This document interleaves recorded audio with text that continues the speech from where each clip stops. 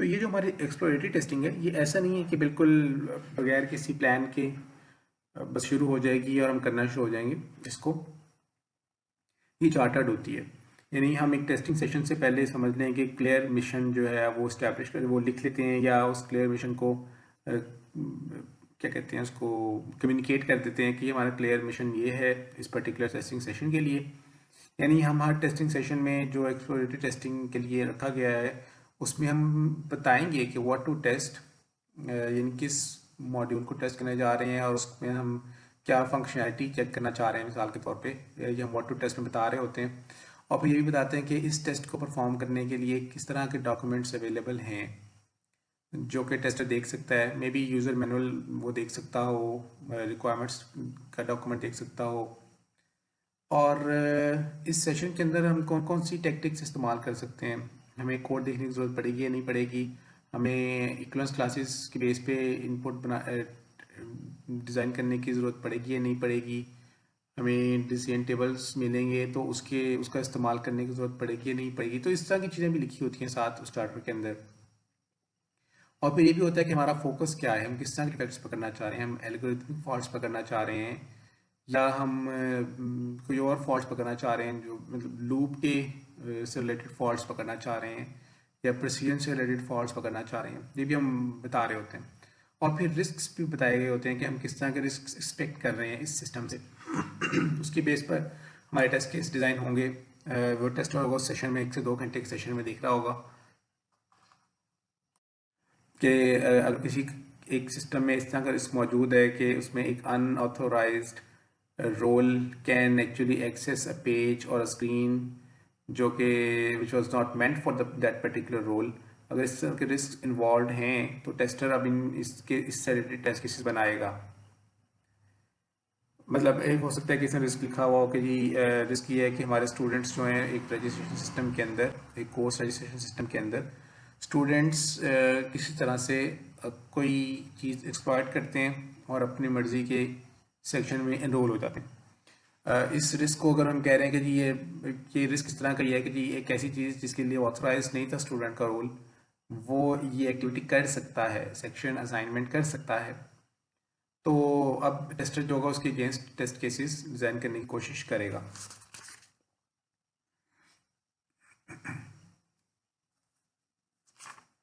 अब ये जो हमारे जो हम कह रहे हैं कि चार्टर है, चार्टर्ड एक्सप्लोरेटरी टेस्टिंग के अंदर ये चार्टर क्या है असल में, ये स्क्रिप्ट है। अगर ये स्क्रिप्ट है तो फिर ये स्क्रिप्टेड टेस्टिंग बन जाएगी। ये सिर्फ गाइडलाइन है और टेस्टर जो है वो इससे आगे जा सकता है। तो एक्सप्लोरेटरी टेस्टिंग की रूल को भी ध्यान में रखते हुए और एक्सप्लोरेटरी टेस्टिंग को इटसेल्फ अगर हम समझना चाहें तो असल में ये जो चार्टर है ये सिर्फ एक फोकस रखने के लिए, एक डायरेक्शन देने के लिए तो है।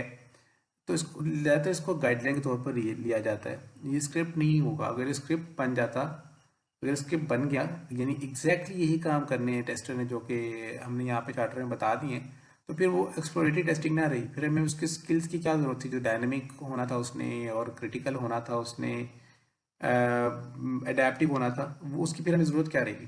तो ये इसको हमें गाइडलाइन समझना चाहिए। मतलब रिस्क के बारे में फॉर एग्जांपल एक तो अनऑथराइज्ड वाला रिस्क तो सपोज मेंशन हुआ था। अब ये जो टेस्टर है ये इस वक्त बिल्कुल सोच सकता है, मिसाल के तौर पे वो कोई एलएमएस है, किसी एलएमएस को टेस्ट कर रहा है, जैसे कि हमारा स्लेट कह लें या इस तरह का कोई और। तो उसमें वो देखता है कि जब असाइनमेंट सबमिट होती हैं, असाइनमेंट सबमिट होते हुए एक ड्यू डेट होती है, उस ड्यू डेट के साथ ये भी होता है कि किसी को रीसबमिशन की अटैम्प्ट्स कितनी मिलती हैं। तो उसके जहन में आ सकता है कि शायद ये चीज़ एक्सप्लॉइट हो सकती है बाय पर्टिकुलर रोल। इस केस में वो रोल स्टूडेंट का हो सकता है जिसने असाइनमेंट जमा करवानी है।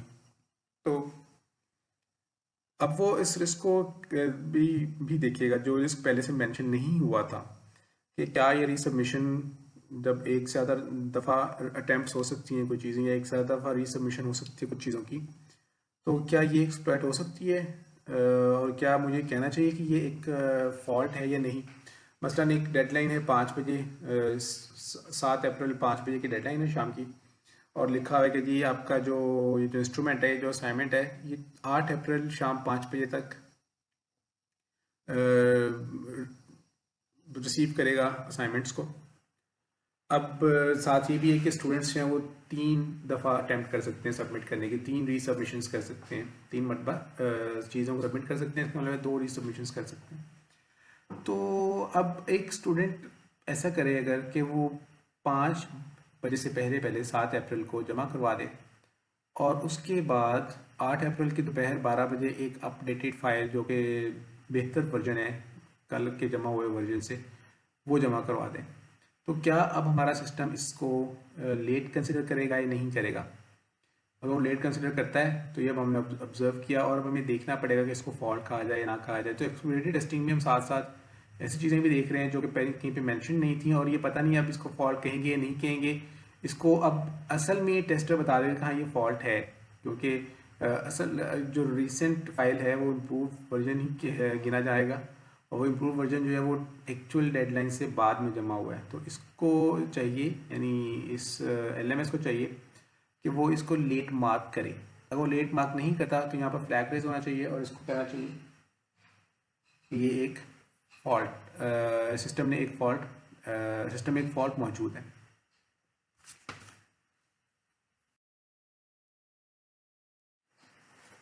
यहाँ पे जिस सिर्फ एक एग्जांपल दी गई है बताने के लिए कि जो हमें भी कहते हैं कि चार्टर्ड एक्सप्लोरेटरी टेस्टिंग की जाती है, तो चार्टर्स किस किस तरह के हो सकते हैं। चार्टर्स मुख्तलिफ तरह के हो सकते हैं, इससे हमें मदद मिल जाएगी कि एक्सप्लोरेटरी टेस्टिंग में चार्टर्स क्या हैं। रिमेंबर दियर जस्ट गाइडलाइंस। चार्टर्स कुछ एग्जांपल्स यहाँ पे दी गई कि thoroughly investigate a specific system function. जैसे मैं कह रहा हूँ कि स्लेट टाइप के LMS के ऊपर क्विज क्रिएशन से क्विज कंडक्ट तक करने तक का फंक्शन या सिर्फ क्विज क्रिएट करने का फंक्शन। डिफाइन दूसरा एक और चार्टर हो सकता है, define and examine the systems work flows. अगर हमें कोई फॉर एग्जांपल इंसिडेंट रिपोर्ट किस्म का सिस्टम है, इंसिडेंट रिपोर्ट करने वाला, इमरजेंसी इंसिडेंट से रिपोर्ट करने वाला सिस्टम है। अब उस सिस्टम के अंदर और साथ ही उस सिस्टम में इमरजेंसी रिस्पॉन्सेज भी देने होते हैं। सपोज के कहीं पे कोई किसी ने रिपोर्ट करना है कि कहीं पे आग लग गई है, तो इस सिस्टम ने इमीडिएटली रिस्पॉन्स देना है और बताना है कि अच्छा ये आग लगी है फलान जगह पर, तो हमें और आग की नौयत क्या है, उसकी बेस पे उसने किस किस को नोटिफाई करना है, किस किस को बताना है और कहाँ कहाँ से रिसोर्सेज डिस्पैच करवानी है, कितनी अमाउंट ऑफ रिसोर्सेज डिस्पैच करवानी है।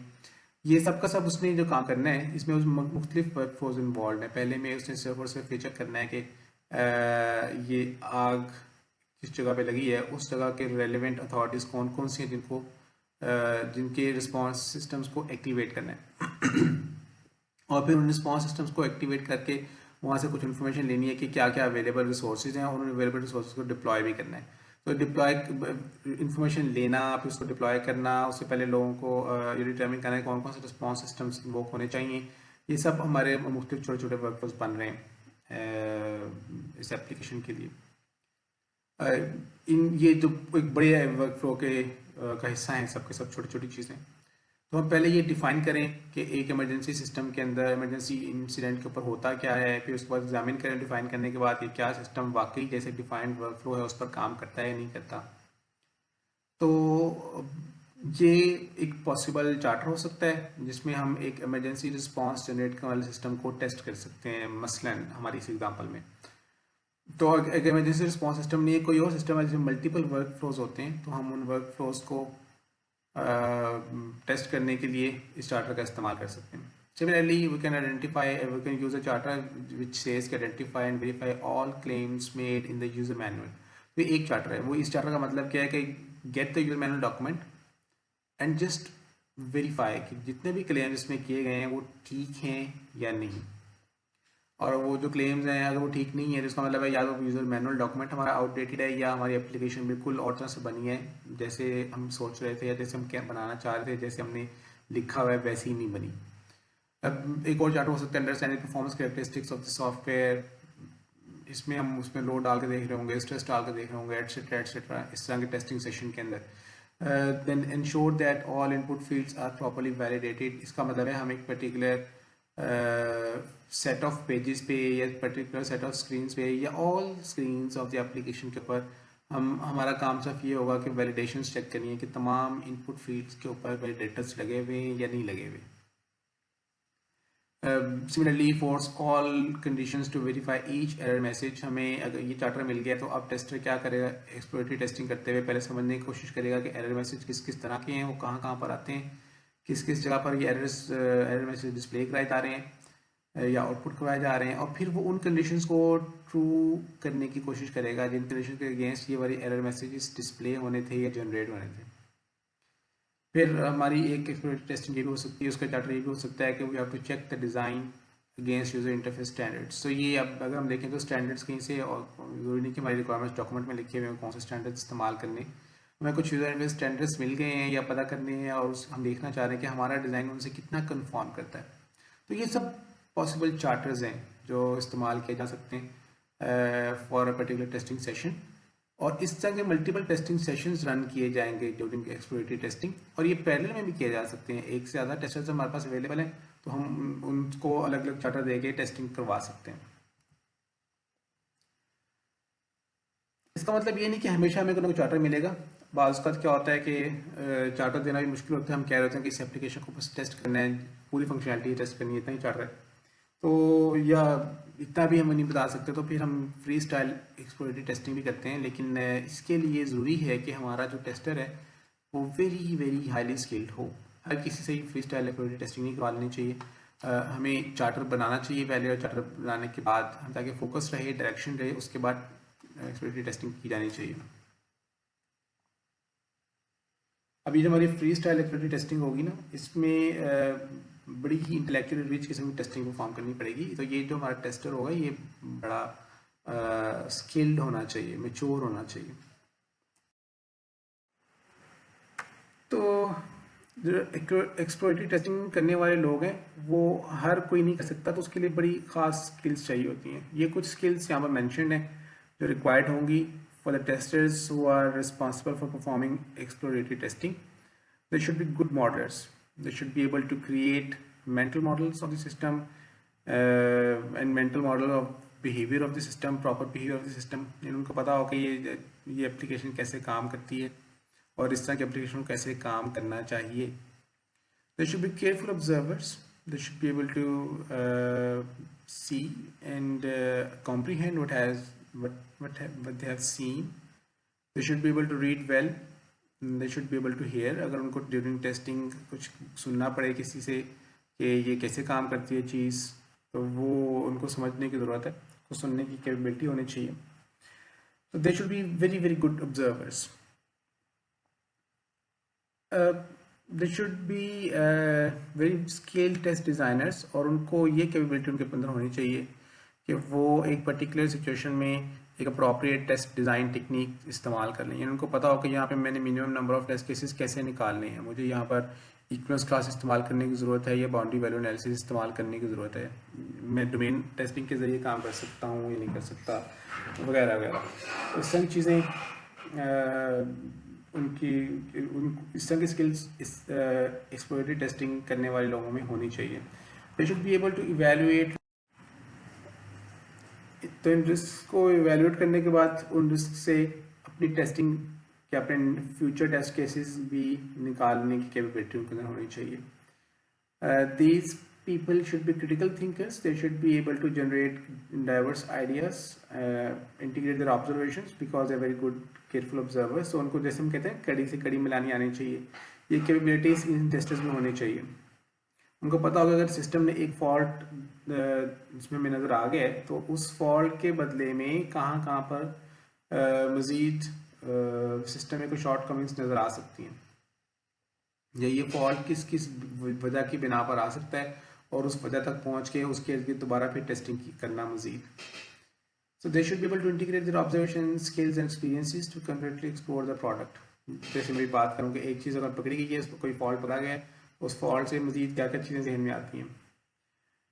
They should all these things to concretely explore the product, design, and then design and execute the test cases based on the knowledge that they have received, that they have gained from a particular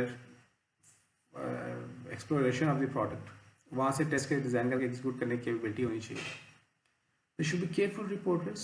उनको चाहिए कि वो effectively report कर सकें observations को, and they should be self manage. जैसे हमारी कुछ देर पहले बात हुई थी कि these people should be able to execute these people should be able to carry out testing in absence of plans, in absence of rigorous plans.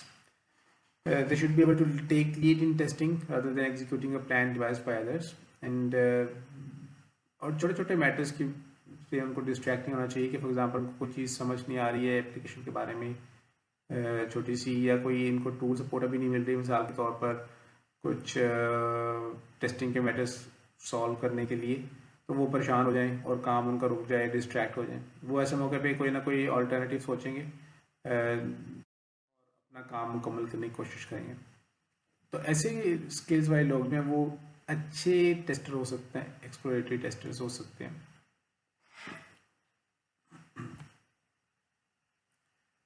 By the way जो main need है एक्सप्लोरेटरी टेस्टर से, वो जो हमने part number 3 में लिखा हुआ है, पार्ट नंबर 3 में लिखा हुआ है कि they should be skilled test designers, और ये इनकी फोरमोस्ट स्किल है। ये कम अज़ कम होनी चाहिए स्किल हर एक एक्सप्लोरेटरी टेस्टर के अंदर। तो टेस्ट डिज़ाइनर से हमें मुराद क्या ली हुई है, वो कि they should know that which technique is appropriate for a particular situation। तो अब देखते हैं थोड़े से advantage and disadvantages of this particular approach which is exploratory testing. इसमें हमें रैपिड फीडबैक मिलता है in very very short time. ये बड़ी अच्छी चीज़ है। यानी अब अगर हमारे पास बड़ी वेग किस्म की, नॉन एग्जिस्टिंग किस्म की रिक्वायरमेंट्स हैं, तब भी हम इसको इस्तेमाल कर सकते हैं। सिमिलरली अगर हमारे पास सिचुएशन ये आ गई है, अगर सिस्टम के हम अर्ली फेज में अभी हमारे पास स्टेबल वर्जन ऑफ सिस्टम मौजूद नहीं है, तो स्टेबल वर्जन के बगैर भी हम रैपिड फीडबैक ले सकते हैं। This particular approach is flexible unlike the scripted testing one. It lets the tester explore the size and scope of a defect. अगर हम याद करें कि हमने पिछले मरतबा देखा था कि जो हमारी स्क्रिप्टेड टेस्टिंग है उसमें अगर एक कोई डिफेक्ट आ गया और हमारे प्लान में ये नहीं है कि हम उसको परस्यू करेंगे और फर्दर देखेंगे उसमें डिफेक्ट क्यों आ रहा है या उसके अंदर फर्दर कौन कौन से टाइप के डिफेक्ट्स आ सकते हैं, तो हम वो अगर प्लान में नहीं तो परस्यू नहीं कर सकते उन चीज़ों को। लेकिन ये जो एक्सप्लोरेटरी टेस्टिंग है ये हमारी हेल्प करेगी कि जब टेस्टर एक डिस्कवर्ड डिफेक्ट को परस्यू नहीं कर सकता था प्लानिंग इश्यूज़ की वजह से, वो काम हमारी एक्सप्लोरेटरी टेस्टिंग कर सकती है अगर हम इसको in addition to scripted testing इस्तेमाल करें तो इसको हम बड़ा अच्छा फिट कर सकते हैं स्क्रिप्टेड टेस्टिंग के साथ। हमें ये नहीं कहना चाहिए कि इसका ऑल्टरनेटिव है, ये बिल्कुल ये बात तो लगती है कि ये उससे मुख्तलिफ चीज़ है। इसमें हम ये भी लग रहा है कि इसकी एप्लीकेबिलिटी वहाँ पर लगती है ज़्यादा जहाँ स्क्रिप्टेड टेस्टिंग की एप्लीकेबिलिटी नहीं थी, लेकिन असल में हम इन दोनों को इस्तेमाल इकट्ठा भी कर सकते हैं। इकट्ठा इस्तेमाल करने से क्या होगा, हम इन दोनों के फ़ायदे, दोनों के एडवांटेजेस जो हैं वो इस्तेमाल कर रहे होंगे। जहाँ पर स्क्रिप्टेड टेस्टिंग रुक गई थी या वो परस्यू नहीं कर पा रही थी, वहाँ पर हम अपनी जो है एक्सप्लोरेटरी टेस्टिंग इसको इस्तेमाल करना शुरू कर दें तो हम मज़ीद फॉल्ट्स पकड़ लेंगे। जो फॉल्ट्स हम, कुछ डिसएडवांटेजेस भी हैं इस अप्रोच के। ये approach unlike scripted testing prevention of defects में मदद नहीं कर सकती। स्क्रिप्टेड टेस्टिंग में ये था ना कि हम very early in the life cycle हम टेस्ट केस डिज़ाइन करना शुरू कर देते थे। फिर हमने कहा था वो जो टेस्ट केस डिज़ाइन हुए हैं they can serve as de facto requirements. अब अगर उनको हम एज ए रिक्वायरमेंट लेना शुरू कर देंगे, डी फैक्टर रिक्वायरमेंट्स लेना शुरू कर देंगे, या वैसे ही हमारे पास टेस्ट केसेस मौजूद हों very early in the life cycle, तो हम उन टेस्ट केसेस को फोकस करते हुए जब कोड लिख रहे होंगे तो हम यकीनन डिफेक्ट्स की प्रिवेंशन कर रहे हैं। यहाँ पर ये सिचुएशन नहीं है। हमें जो एक्सप्लोरेटरी टेस्टिंग है इसके अंदर पहले से बहुत pre plan test cases available ही नहीं होते, तो हम प्रिवेंशन वाला काम तो नहीं कर सकते। और जब टेस्टर को एग्जैक्टली पता हो कि उसने क्या चीज़ टेस्ट करनी है, कैसे टेस्ट करनी है, किन टेस्ट केसेस को एग्जीक्यूट करना है, कब करना है, कैसे करना है, किस ऑर्डर में करना है, तो उस मौके पे ये चीज़ केवल टेक्निक सूटेबल नहीं है। वहाँ पर हमें चाहिए क्या, हम अगर करना ही है तो हमें स्क्रिप्टेड टेस्टिंग कर लेनी चाहिए। इस तरह की सिचुएशन में हम एडवांटेज नहीं ले सकते इस टेक्निक का।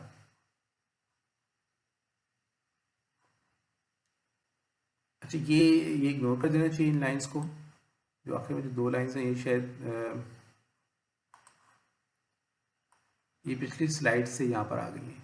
दीज आर एक्स्ट्रा लाइंस, इनको इग्नोर करना चाहिए, जो मैंने रेड कलर में क्रॉस किए। एक्सप्लोरेटरी टेस्टिंग कैसे की जा सकती है, किस तरह से हम किसी फंक्शनैलिटी को एक्सप्लोरेटरी तरीके से टेस्ट कर सकते हैं, उसके कुछ एग्जांपल्स इस एक लिंक पर मुझे मिली। आप ये देख सकते हैं, यहाँ पर कोई 5-6 एग्जांपल्स मौजूद हैं। इसमें फायरफॉक्स से रिलेटेड भी हैं, एडोब से रिलेटेड भी हैं। वो मेरे ख्याल से बड़ी अच्छी रिसोर्स है to learn and understand what is exploratory testing. और ये जो एक्सप्लोरेटरी टेस्टिंग है, ये एजाइल एनवायरनमेंट में बड़ी यूज़फुल रहती है।